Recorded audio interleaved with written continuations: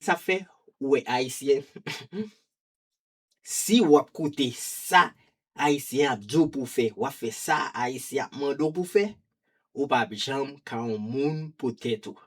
Wap toujou rete tan kou an, ti marionnette, yap manevo toutan.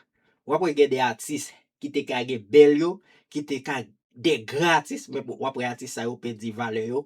Pour ki raison? Parce que artiste sa yo entre non bagay ki rele, nan mou anglais on ta dit pandering.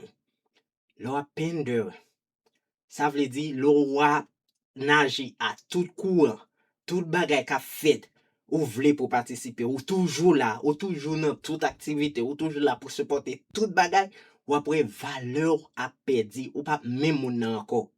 Ou pas même moun nan encore. Ou après chef lin, gen artiste yo vini yo fait tout bagay que haïtien t'a mandé yo. Ou après haïtien les a font bagay, haïtien pas supporter yo. Y a gen musique qui sorti, haïtien pas même mal garder, pas même mal écouter musique là.